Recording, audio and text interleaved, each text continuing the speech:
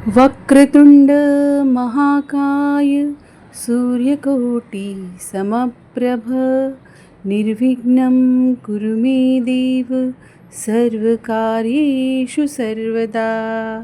आज मैं जिस कथा का वाचन करने जा रही हूँ उसका नाम है विपिन ब्राह्मण दंपति को गणेश कृपानुभूति। प्राचीन काल में काशी नगर में शुक्ल शर्मा नाम के एक ब्राह्मण रहते थे। उनकी पत्नी का नाम था विद्रुमा। उनके घर में दरिद्रता का पूर्ण साम्राज्य था। घर में धातु के पात्र न थे। साध्वी विद्रुमा स्वयं वल्कल वस्त्र ही धारण करती। घर का छप्पर भी ऐसा था कि रात्रि में सोते समय उनमें से तारे गिने जा सकते थे। भिक्षा में जो कुछ मिल जाता वही उनके जीवन का आधार था। कभी कभी भिक्षा न मिलने पर निराहार रहने में भी उन्हें पूर्ण संतोष था। ब्राह्मण दंपति के जीवन में असंतोष नाम की कोई वस्तु न थी। उनके जीवन का आधार एकमात्र भगवान गणपति की भक्ति ही थी।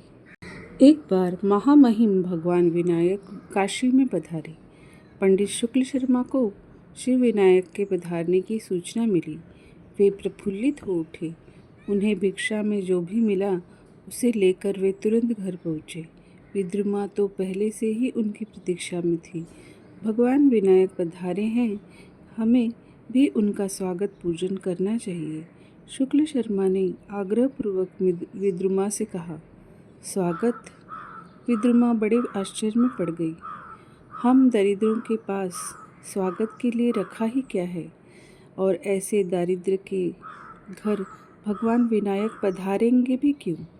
शुक्ल शर्मा को कृपा वत्सल विनायक पर पूर्ण विश्वास था। उन्होंने पत्नी से कहा, प्रिय, भगवान विनायक बड़े दयालु हैं।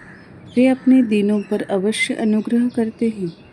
वे हमारे पत्र पुष्प भी स्वीकार करने के लिए अवश्य आएंगे। पति की विश्वासपूर्ण वाणी ने विद्रुमा के मन में भी श्री विनायक के पधारने की आशा का संचार कर दिया।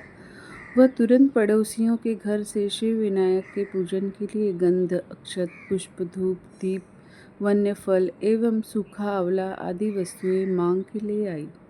भिक्षा में थोड़े से चावल भी मिले थे। विद्रुमा ने उन्हीं चावलों में थोड़ा अधिक जल डालकर माड़ी के भात तैयार किए। ब्राह्मण दंपति के उत्साह का पार न था। श्री विनायक की अगवानी के लिए हरित पत्तों से तोरण बनाया गया। टूटे फूटे घर को लीप पोत कर स्वच्छ किया गया। सब तैयारी हो जाने पर ब्राह्मण दंपति श्री विनायक के जप स्मरण में तल्लीन हो गए। उन्हें विश्वास था कि भगवान विनायक उन पर अवश्य कृपा करेंगे। थोड़ी देर में भगवान विनायक बालकों के साथ खेलते खेलते ब्राह्मण दंपति के द्वार पर आ पहुँचे। उनकी वह रूप माधुरी देखते ही ब्राह्मण दंपति आत्मविभोर हो गए। उनकी वाणी गदगद हो गई। दोनों के नेत्रों से प्रेमाश्रु प्रवाहित होने लगे। आज उनके आनंद की कोई सीमा न थी। बड़ी कठिनाई से शुक्ल शर्मा ने भगवान विनायक को बैठने के लिए एक आसन दिया और पादपद्य प्रक्षालन किया। ब्राह्मण दंपति ने वह चरणामृत अपने सिर पर छिड़का और शेष जल पी गए। मैया, बड़ी भूख लगी है, भगवान विनायक ने विद्रुमा से बड़े ही आग्रह के साथ कहा। विद्रुमा मैया शब्द सुनकर गदगद हो गई। भगवान विनायक का अनुग्रह विलक्षण था। एक दरिद्र अकिंचन स्त्री को मैया कहना। प्रेम विभोर विद्रुमा बड़े संकोच में पड़ गई कि भगवान श्री विनायक को भोग लगाने के लिए क्या दिया जाए। इतने में तो भगवान विनायक ने पुनः कहा, मैया, जो है वही तुरंत दे दो। साथ के बालक उस दरिद्र दंपति की हंसी कर रहे थे। बेचारी विद्रुमा ने बड़े संकोच से भगवान विनायक के सामने भोग लगाने के लिए थोड़े से मांड भात रखे। श्री विनायक उन्हें तत्काल ही चट कर गए और बोले, और दो माँ, बड़ी भूख लगी है। अंत में शुक्ल शर्मा ने पूरे मांड भात दे दिए। श्री विनायक उन्हें बड़े प्रेम से आरोगा। भोजन करते करते भगवान विनायक कहते जा रहे थे, आहा, आज तक मैंने इतना स्वादिष्ट भोजन नहीं किया। देखते ही देखते द्विभुज की जगह दशभुजधारी हो गए और अपने 10 हाथों से माण भात आरोगने लगे।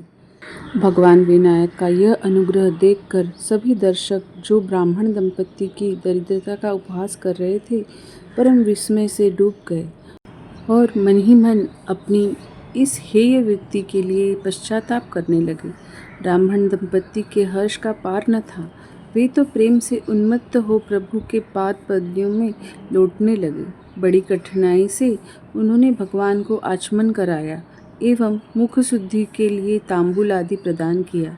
नाथ, कृपावत्सल, अनुग्रह मूर्ति, आप हमें अपने चरणों की भक्ति प्रदान कीजिए।